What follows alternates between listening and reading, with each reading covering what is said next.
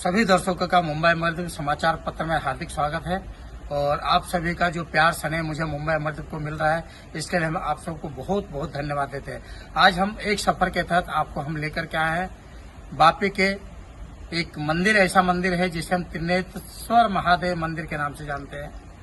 इस मंदिर की खासियत ये है कि इस मंदिर के जो पुजारी हैं, पहले कह सकते हैं कि जिस तरह रत्नाकर डाकू रत्नाकर से वाल्मीकि बने, उसी तरह एक महाराज हैं जो आदिवासी समाज से रहे और उन्हें एक ऐसी दिव्य दृष्टि मिली जिसके तहत उन्होंने आज एक बोलते हैं कि एक व्यक्ति जो कल तक नशेड़ी गंजेड़ी सब था, आज वो एक शुद्ध साधु और सन्यासी बन चुके हैं और उनको एक दिव्य दृष्टि जो मिली है, भगवान शिव की कृपा है।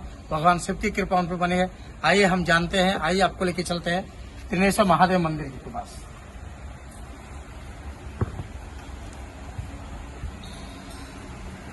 हम आगे ही आपके त्रिनेत्र महादेव मंदिर है कि जिस जगह पे ये जो पहले जो गज्जू भाई हुआ करते थे, आज जो गज्जू महाराज और गजेंद्र महाराज के नाम से जाने जाते हैं, उनके तहत बहुत सारी चीजें हैं। जब उन्होंने आइए हम उनसे आपको मिलवाते हैं कि उन्होंने दिव्य दृष्टि कैसे और कहाँ मिली और उसके पीछे उन्होंने कैसे अपने आप को परिवर्तित किया। आइए हम जानते हैं। गजानन महाराज जी, सबसे पहले तो आपको मेरा प्रणाम। मुंबई अमरदीप की तरफ से आपको बहुत बहुत साधुवाद तो मैं नहीं दे सकता। मैं इतना कहता हूँ, आपके चरणों में मैं नमन करता हूँ कि आपने उद्देश्य दृष्टि का आपने दर्शन किए। तो आप बताइए कि आप एक जिस तरह हम पहले मान सकते थे कि डाकू रत्नाकर से वाल्मीकि बन के रामचरितमानस की उन्होंने रचना की, उसी तरह आपने एक आदिवासी समाज से जुड़ करके होने के बावजूद आज आप एक भक्त और एक गजानन महाराज के रूप में आप ख्याति प्राप्त किए। इसके लिए आप बताइए दर्शकों के बारे में।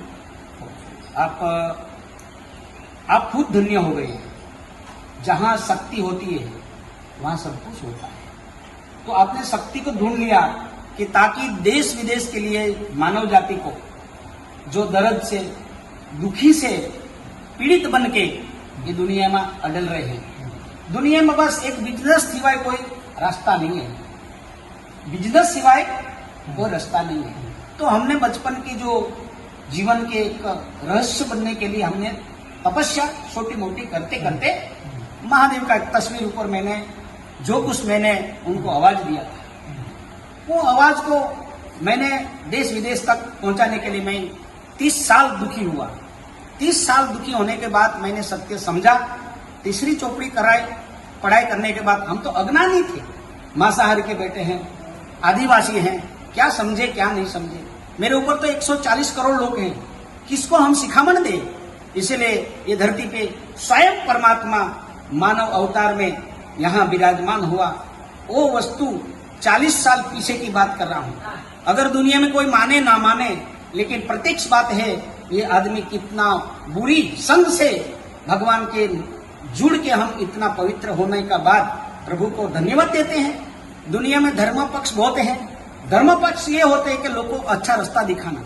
अभी धर्म पक्ष में लोगों को लूटना, ठगना, ये कार्य कर सकते हैं। इसलिए हम अभी आपने जो गज्जू महाराज जी ने, गजानन महाराज जी ने आज कहा कि आज तो धर्म के नाम पे लोग धंधा कर रहे हैं, धर्म के नाम पे लोग एक दूसरे को लूट रहे हैं। तो इनका कहना भी सही है कि कई लोग पाखंडी हैं जो कि भगवा चोला ओढ़ के भी लोगों को बदनाम करते हैं। साधु सन्यास को लेकर ऐसे सन्यासी हैं। अरे समझ में अभी अपने मुंह से ही बताएंगे कि त्रिनेत्र महादेव मंदिर में त्रिनेत्र के जो दर्शन इनको हुए, उस त्रिनेत्र मिलने के बाद इनकी जिंदगी कैसे बन गई। त्रिनेत्र धारण किया महादेव के महल में।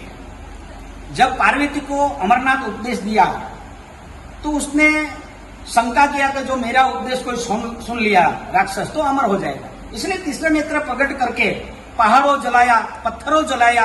तो वो जो भगवान ने जो शिला त्रिनेत्र में पूरा ब्रह्मांड छुपाया है, उसमें देवी देवता है। लेकिन हमारे जीवन में त्रिनेत्र का दर्शन होने के आपका कितना जन्म का दुख निवारण हो सकता है। उसमें नहीं दवा लगता है, उसमें कोई इंजेक्शन लगता है, उसमें शक्ति का माहौल बना के शरीर के अंदर जो अपना तीसरा नेत्र प्रकट हो जाने के बाद हमारा जीवन में आनंद होता है, जीवन में अच्छा होने के लिए अपने को सुकून मिलता है। तो मैं देश को ये बोलता हूँ कि सत्य समझना बहुत कठिन है, सत्य बोलना बहुत कठिन है, लेकिन सत्य के ऊपर बिजनेस करना ये तो इजीली है ना।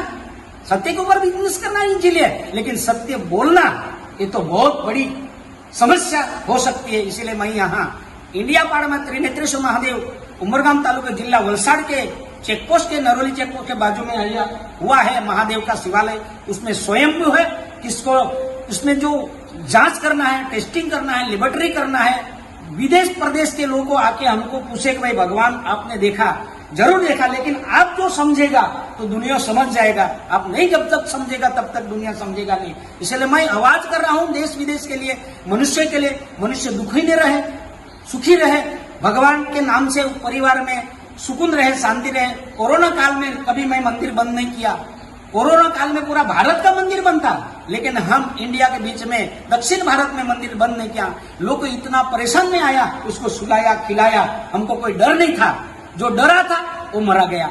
इसीलिए मैं ये देश विदेश के लिए पूरा पब्लिक को ये चाहता हूं, सत्य जानो और सत्य को पर चलो, आपका कोई बिगाड़ नहीं पाएगा। इसीलिए मैं त्रिनेत्रेश्वर महादेव गजानन महाराज का ये आवाज से मैं लोगों को आनंद देना चाहता हूँ। सबसे बड़ी बात यह है कि त्रिनेश्वर महादेव जो आज मंदिर के जिन्होंने स्थापना की है, उसके पीछे कारण ये है कि इनके हाथों में जब ये बुरे संगत में थे, बुरों के बीच में थे, तो इनके खुद महादेव इनको आकर के त्रिनेत्र इनके हाथों में रखा।